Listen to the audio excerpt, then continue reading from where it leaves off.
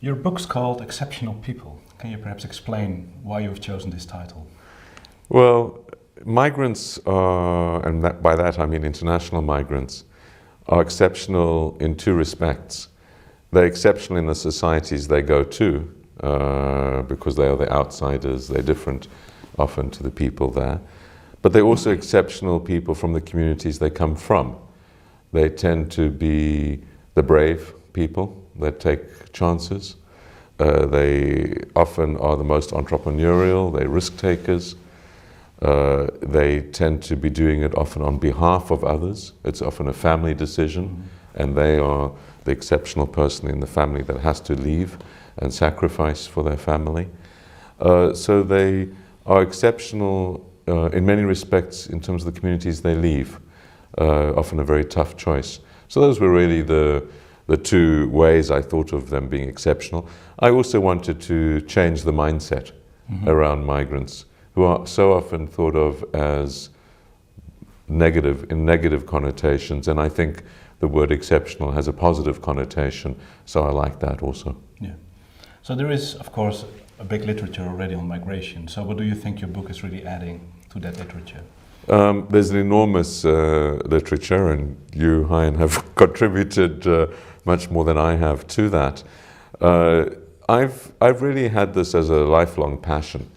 So I started working on migration in my master's degree a long time ago, where I felt that, certainly from an economics perspective, and I write this very much as an economist, there's been very little work that I think places migration in the broader context. They're great books, including books that have come out of QEH and this migration group that you now co-direct, including the books by Stephen Castles and others, which are big sweeps, which look broadly. But I'm not aware of any other book that takes mainly an economic perspective, written by an economist, which tries to think about the economic contribution of migration. So that's one thing I think that is different. There's, of course, economists that have worked on migration, but they tend to be rather micro, looking at the impact of migration on wages or on a particular topic. The second contribution, I think, is the very broad sweep. So this is, you know, the subtitle really is about what migrants have contributed to the world and will contribute in the future. I'm not aware of anyone else that's tried to look back, and I try and look back a very long way, and look forward. I'll try and look forward for the next 50 years, and then I'll obviously also look at the contemporary period. So it's, I think, unusually broad in terms of its time dimensions, and thinking about the contributions of migrants very broadly. I think it's also unusual in the breadth of the number of countries and the breadth of societies. This is not only about developing countries or developed countries or Asia or Europe or North America. I really have tried to capture the essence of migration across the whole world in this. Now, obviously, anyone that has such broad ambitions is not going to be able to go deeply into many, many things, and will leave out many things. I recognize that. But the point was rather, in my mind, to reset the conversation on migration into a much broader context of what have migrants contributed to society, what will they contribute, and therefore how should we think about them? Your book starts literally in Africa with the genesis of human mankind. Was that a conscious choice? I think it is the beginning of our migration story as people. I think it serves a number of purposes. Obviously, I'm a South African. I was born in South Africa, so it resonates with that. But it serves a number of purposes. One is to remind us all that we're all Africans. And that's also obviously trying to counter the racism about Africans. There's some great new evidence coming out of genetics and DNA sequencing that demonstrates this pretty unequivocally. Perhaps we'll find that there were other original sources over time coming out of maybe Asia and other places. But clearly many of us are Africans, or if not all of us are Africans. It demonstrates that. And hopefully in thinking about ourselves as Africans, we will be less racist about Africa and about Africans. The second is that it, I think, overcomes some of the prejudices regarding that we are sort of pure breeds, whether we Europeans or British or whatever. And the third is to really demonstrate that if we hadn't migrated, we wouldn't exist. You know, the reason we migrated from Africa was to escape famine, some really dangerous periods when civilization was reduced to a very small number of people. So we literally, I don't think, would exist as a species if we hadn't migrated. But also the reason why we are what we are is because we migrated. In the broader sense, we learned new things. We discovered new ways of doing things through our migration around the world. And then coming together again as we are, particularly over the last couple of centuries, and more rapidly recently, both physically and virtually, we've really transformed our ability to understand many, many things, and our ability to become a new civilization, as it were, is transformed as a result of this. So I wanted to tell the long story because I think it's important for lots of different reasons. Because there's lack of awareness of that sort of yes, weakness. I think there's a lack of awareness that we're all migrants. When you do a quick poll, which I like to start my lectures with, who in the room thinks they're a migrant? You know, typically 10% of the group or so, or maybe in an international place like this, 30% put up their hands. Everyone should put up their hand, including the people who think they say British, because they just migrants a little bit longer ago. And this is one of the ironies of our politics. Our politicians, Ed Miliband is a classical case now, who are clamping down migration. Of course, he's the son of a migrant. This is true across the board. Now, some of my students would say, because I ask a similar question at the beginning of the year, I'm not a migrant, I'm an expat, or I'm a student. Sure. Well, this is part of what I highlight in the conclusions, particularly of the book and elsewhere in the book. How we define migrant is, of course, very difficult. The term for many Americans is immigrant. There's a confusion partly because a lot of people at rural-urban migration or city-city migration call themselves migrants. I'm pretty clear in the book early on, and repeatedly I'm talking about cross-border migration. So that's a definitional issue. Within that, because there's no internationally recognized organization on migration, the data are extremely weak. Some countries, as you know, calling students migrants, others not. Some calling people that are there for under a year, tourists, yes and no. So the whole data set around migrant and the definitional set around migrant is extremely difficult, which is why the global data are so weak. The national data, there are some heroic attempts now to overcome this. But these heroic attempts are very, very much the product of some big assumptions and estimates regarding data sets. So yes, expat, student, are these migrants or not? Yes, in my book they are. In most definitional books they are, but of course for people they're not. And it also highlights, I think, a different point, which is we have the data and what you and I might think of as migrants, and then we have people define themselves. Yep. And the self-definition of migration is very important. And one of the things I'm hoping to achieve with the book is that many more people will see themselves as migrants and say, oh, I'm also a migrant. I'm not only an expat or a student, I'm a migrant. And therefore, when I'm looking at these so-called other or exceptional people and trying to treat them differently to myself, that's really incompatible. Yeah. Because if I accept myself and my parents, I should accept these people too on an ethical or moral basis. The book gives really an excellent overview, an historical overview, how migration has contributed to not just growth, but also to innovation, exchange of knowledge, exchange of culture, mutual understanding.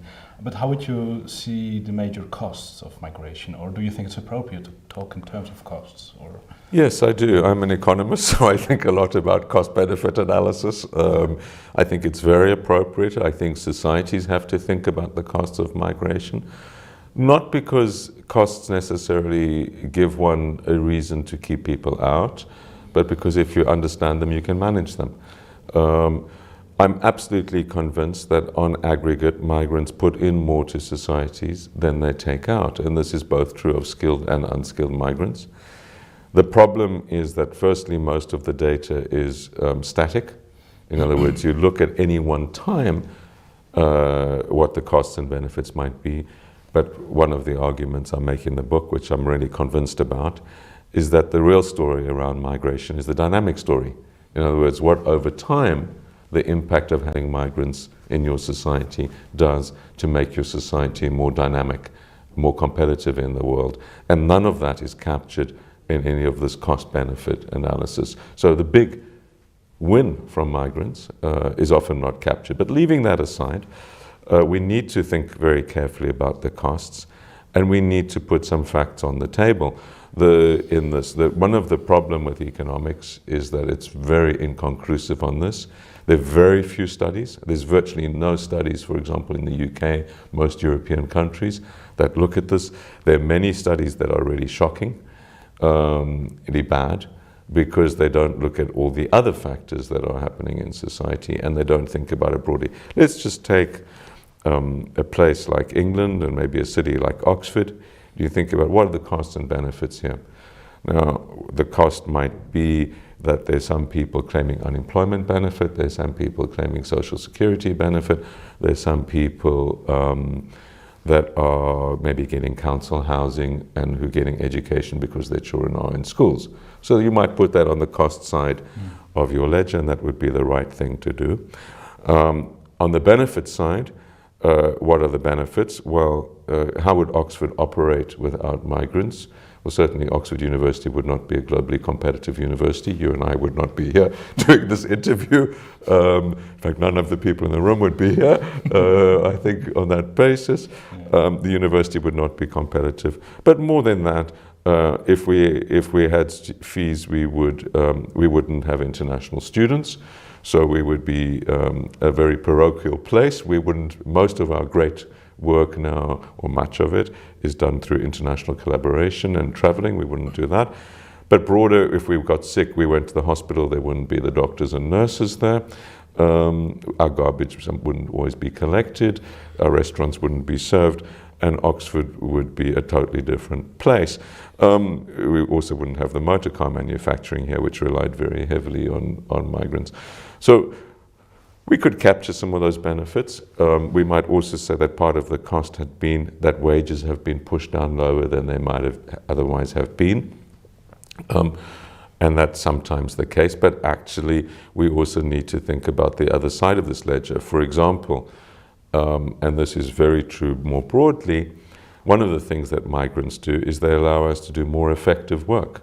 So I'm not necessarily, well, unfortunately I do have to, but I would like not to wash my dishes and my clothes and look after my small children because it'd be more effective use of my time to be doing something else. So having a migrant, for example, to do some cleaning or to do some other household chores might allow women, including babysitting, to go back to work.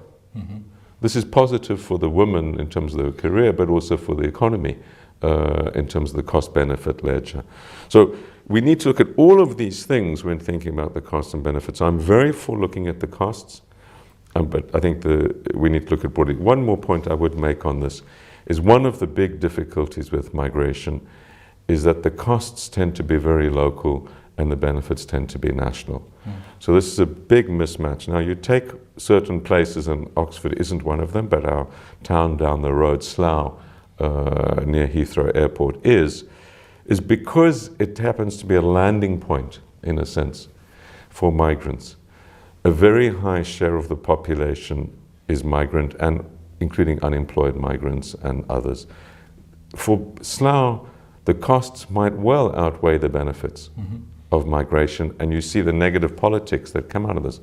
My response to that is that because the benefits of these migrants are going to be national, Slough needs to be subsidized, there needs to be fiscal transfers, and it needs to be supported in absorbing these migrants. It's not that you only look at costs and benefits in a local context, you need to look at the benefits for the economy. And then, of course, it raises questions regarding social cohesiveness and inclusion, I don't believe that migrants should be concentrated in one place. I believe they should be spread around the country more. There are parts of the country that have 1% migrants of their population. There are parts of the country that have 25%. Now, the places where they're 25% place unbehaviour, except London, of course, which is now raising to 30% migrants and is one of the most dynamic and healthy cities in the world. Toronto, which is 50% migrants, has just been voted the best city in the world to live in. So there's not a close correlation between the share of migrants and how the city works, but the type of migrants, the services they're drawing, etc., matters a lot. Because that's perhaps how some people would react towards seeing us talking in Oxford about migration in Oxford.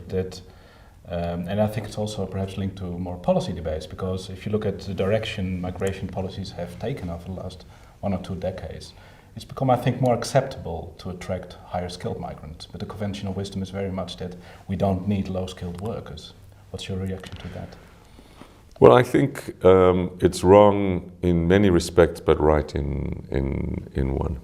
It's wrong in the respect that when you look at the dynamic of migration, actually most of the great breakthroughs come from people whose parents were unskilled or came in unskilled themselves. Even Silicon Valley, if you look at who the real drivers of Silicon Valley is, they wouldn't have come, their parents, and Steve Jobs is one of them, I don't think would have gone in on a skilled migrant visa. If you look at the great pushes that have come through refugees, not least the people escaping Germany that have come into the UK, and so most of these people, my parents would never have escaped Germany or Austria on a skilled visa. So there's different categories, there's different areas that I think you need to think about. The long-term dynamic games and refugees, of course, is another story in this. The second thing is that we don't really know what the demand for the unskilled is, because one of the real problems in this area is the level of unregistered or undocumented workers.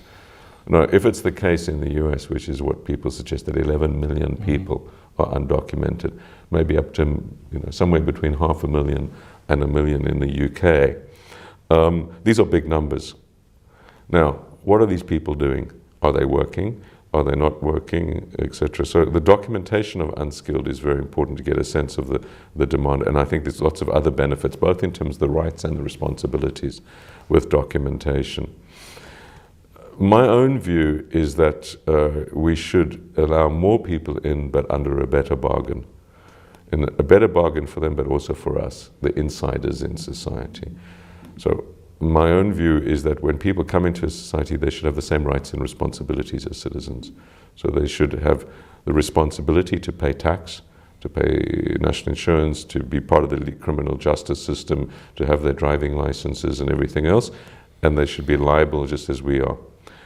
The rights that go with this is that they also can have their kids go to school, they can get council housing if they're entitled to it, they should be members of trade unions, etc.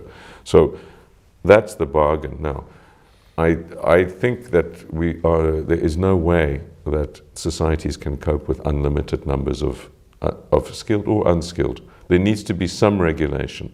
So I'm not in a free world yet. That is my end goal. But interestingly enough, because I don't think it would be politically viable, that's the only reason. I don't think there'd be hundreds of millions of people. I think it's a desirable endpoint. Because that's also a case you make, right? We have historical examples, and I think European Union is a very good Absolutely. one, where we have open borders, free mobility, and much less migration going on than people would have expected. Yeah. I think the European Union is the best experiment we know. There's something like 50 or 60% youth unemployment in Greece and Spain at the moment. I have not seen any Spanish or Greek beggars on the streets of London or Oxford. I'm not aware that there's been mass migration of these people, because actually what the evidence I think is showing, which is what I think would have known from our work, is that actually people don't migrate to unemployment. They migrate when they have a prospect of a job, They migrate when they have a prospect of housing. And if you're going to be unemployed, it's much better to be unemployed at home and stay with your family and be part of some sort of network that can support you than to be unemployed in a foreign, strange place where it's very cold.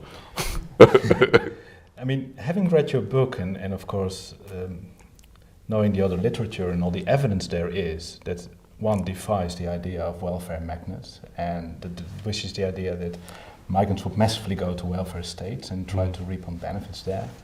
And other evidence showing that labor demand is a very important driver of migration.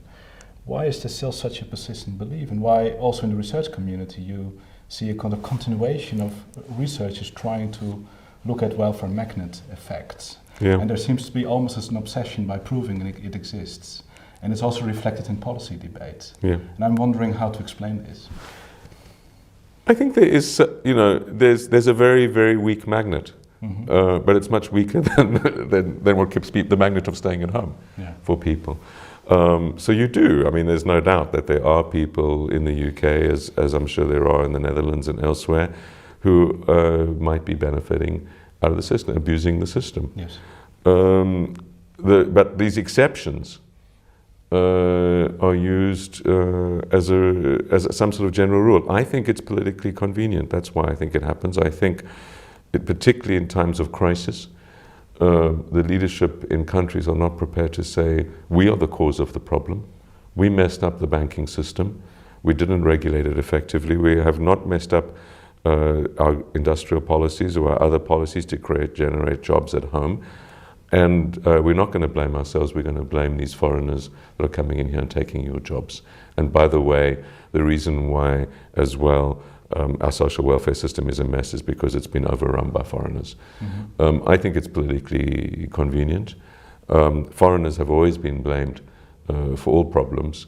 Historically, it's one of the things I'm afraid us Homo sapiens tend to like doing. It's the other, that rather than ourselves, that is generating difficulties in our lives. And I think that's part of the problem. The reason why economists do bad economics or others, social policy people on the system, I think, is because there is a need to improve the system. We know that the systems we have are not ideal. We know that there is a certain amount of abuse, and in a sense, the benign interpretation I would give is that they're trying to stop giving politicians an excuse. The less charitable explanation I would give is that actually they harbor deep-rooted resentment against migrants as well, as many people in society do. I mean, I'm astounded. There's a lot of books coming out all the time on which are, in my view, not evidence-led, but reflect this strong feeling, and we see it very strongly at the moment in the UK. Definitely. I mean, you say in your book we should all embrace migration because it's in our collective interest. Now, looking at debates in Europe and particularly in the UK, it actually seems to go in the other direction. Absolutely. I'd say my book has not been very effective in changing the debate. It is, and I see that as the one time you don't want to make the arguments I made is in the middle of a crisis when you have very high levels of unemployment because people are feeling desperately insecure. I think one needs to be politically realistic. So I believe that, for example, in the UK, it's appropriate to have border controls. It's appropriate to have some restrictions on people coming into the country. Of course, we need to understand this is reciprocal. One of the strange things that happens in migration, it happens, which the trade people learned about a long time ago, is you can't play this as a one-way street.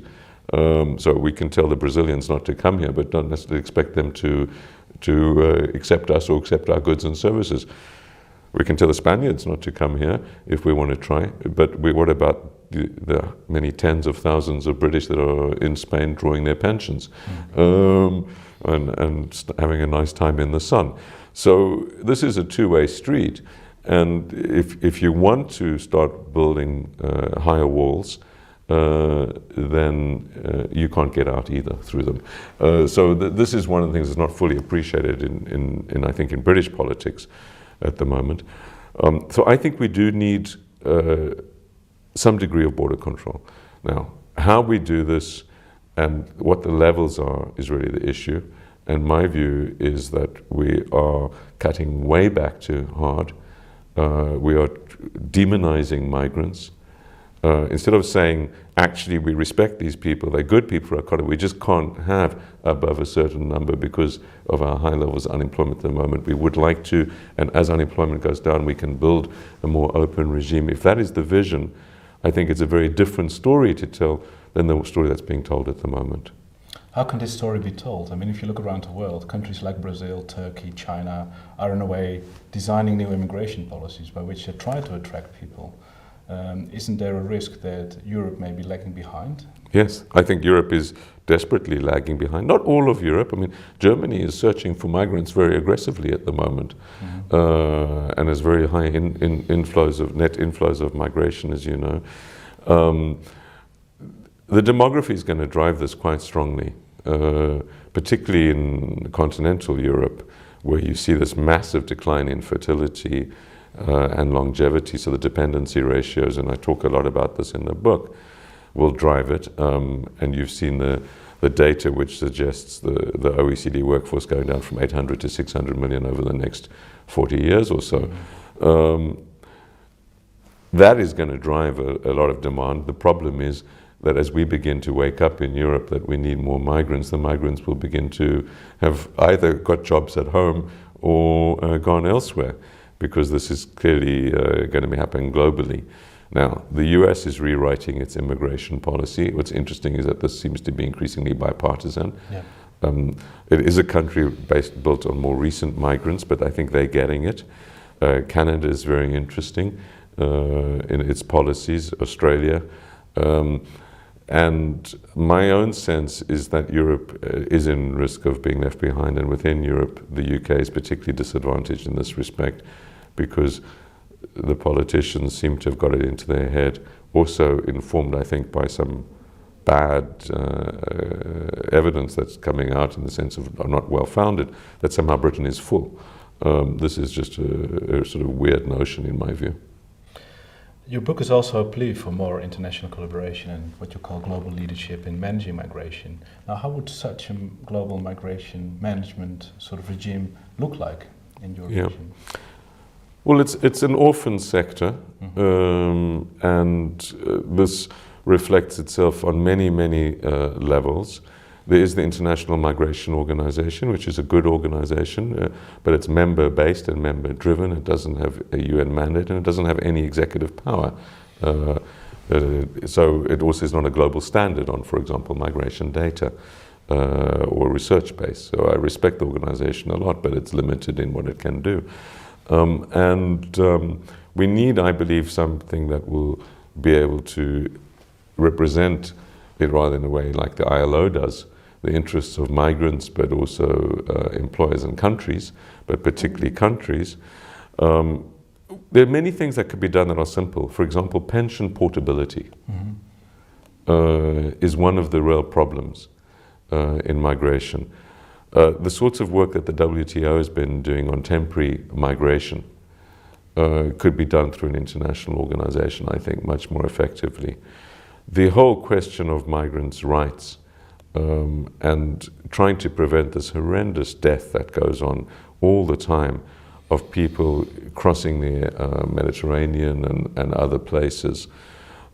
These are preventable sorts of things with the proper organizations in place. These people are not necessarily refugees, they're not the responsibility of UNHCR, but that sort of capability should exist.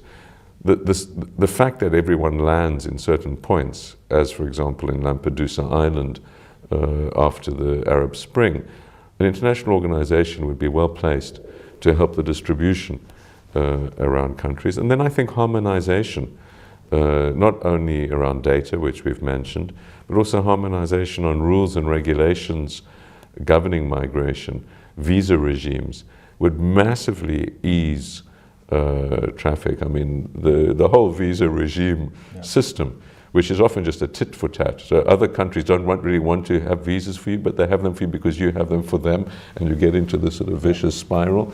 The sand that's being put in the wheels and the endless bureaucracy that's being created, I think, is inappropriate. And I think also there needs to be international guidelines around how you treat migrants if they're undocumented. The placing into long-term detention of children is unacceptable in my view on an ethical basis and should not be part of international law. Some people have argued that such an organization, there's no support for it because sending and receiving countries have very different interests. Yes, this is the case. The big countries can play by their own rules. This used to be the case in trade before the WTO was created.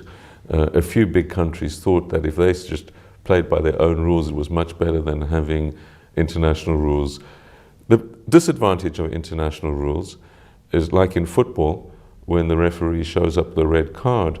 If you, Wayne Rooney, or the top first division player, or you someone from the fourth division in an FA Cup final or something, it's the same rule. Even if you paid, a million times more than the other player.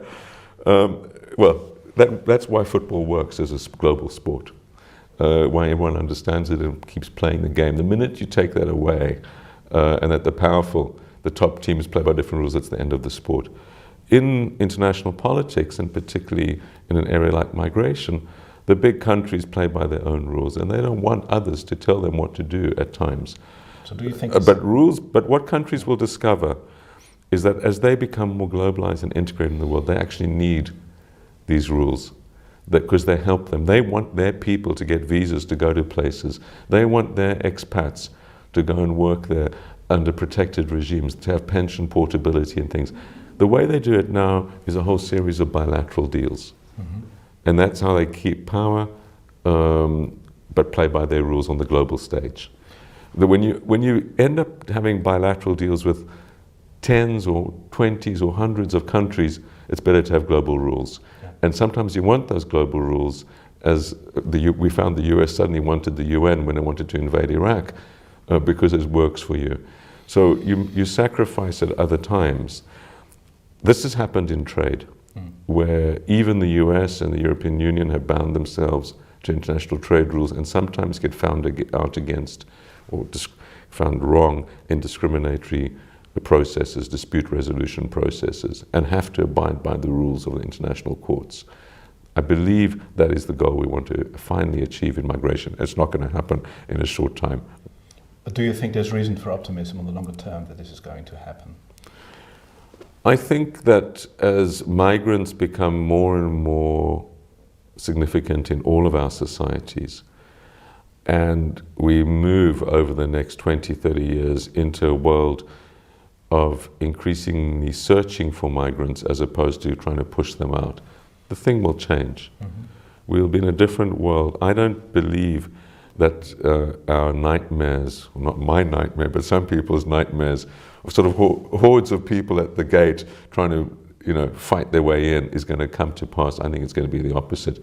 That we're going to discover that our future competitiveness and well-being as a society depends on the way we treat migrants. And if we cannot manage that effectively in conjunction with others, that will be a disadvantage. So I'm optimistic that we will accept a different view of migrants over time.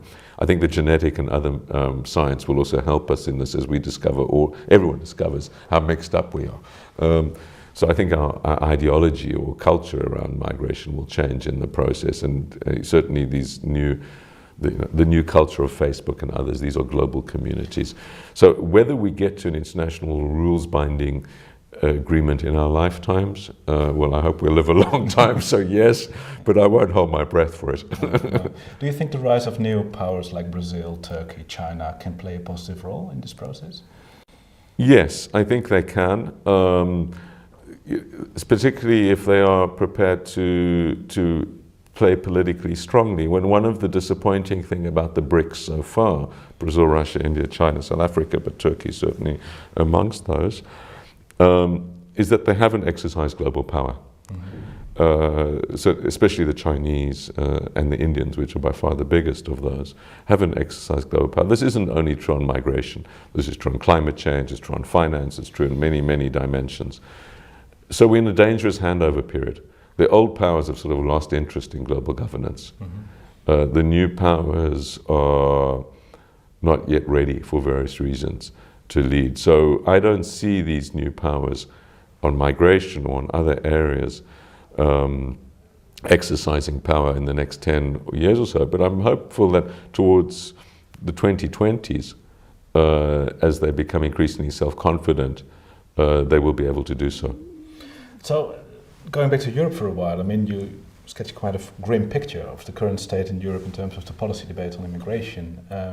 Is it just a matter of waiting until the crisis is over, which we all hope, at some point, and the demographics are changing and that people start to develop an enlightened self-interest awareness? Or do you think we need something more in terms to make things change in Europe? Well, I think we can't wait. You know, the reason I wrote this book, a lot of your work, our colleagues' work, is about trying to put evidence out there, trying to make the arguments. And we hope, as academics, that through our work, through our writing, through our students, through our engagement, that we can convince people to think about this in new ways, and that over time it will evolve. We can also point to different case studies. Europe is an incredible success on migration. I mean, it's one of the things it can be immensely proud of, even in this time of terrible financial crisis, or particularly at this time of immense financial crisis, is that the system works. Apart from the UK, the rest of the system really works in terms of migration. And I think, you know, if Europeans ever need proof that migration isn't a threat, they think it is, it's that. These societies have moved. There has been some fractioning, right and left-wing extreme parties, often both, which are anti-migration, have become more significant, and the center therefore has played an increasingly anti-migration role as well. We see that in the UK as well, with the rise of UKIP and now the Conservative Party and the Labour Party becoming increasingly anti-migrant. But I think the debate is active. I mean, the fact that 60 or 70% of people in many countries see this as a big issue is a worry, but it's also an opportunity. It means people are thinking about it. It means that that it's not an issue that you can't talk about.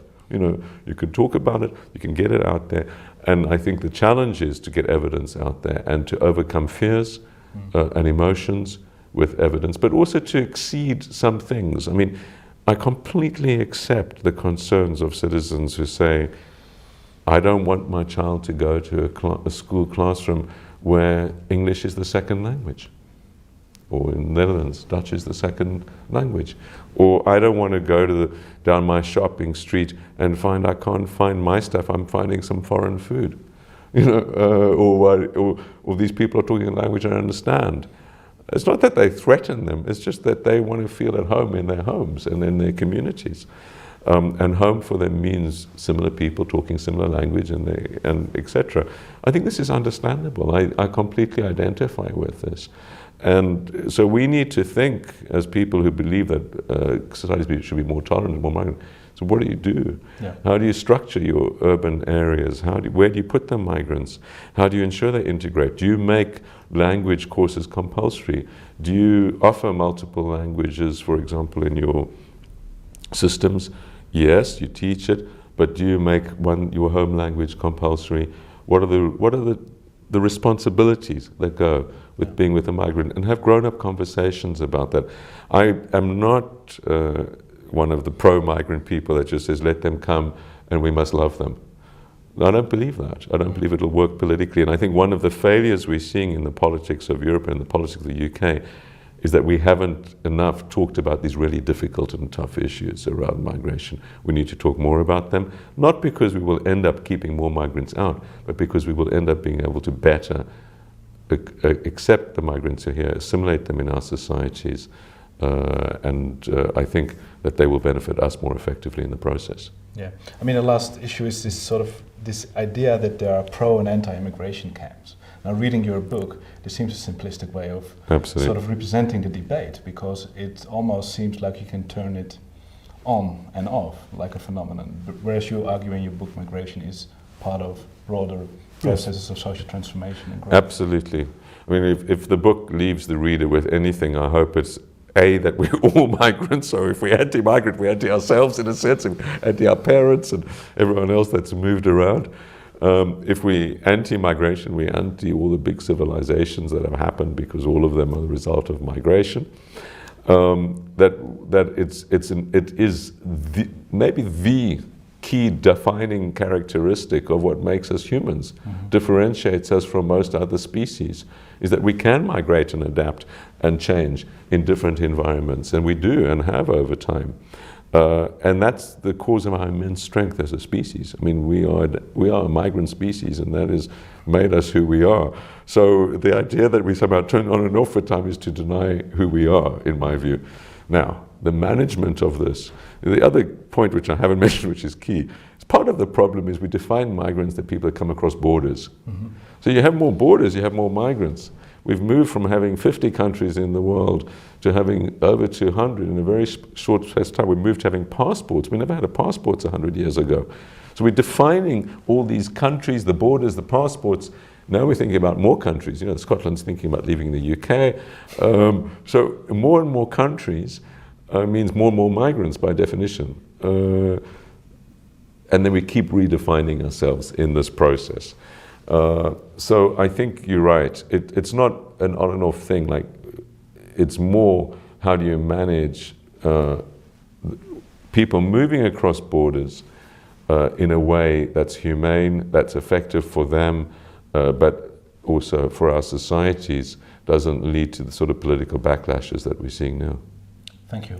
Thanks very much.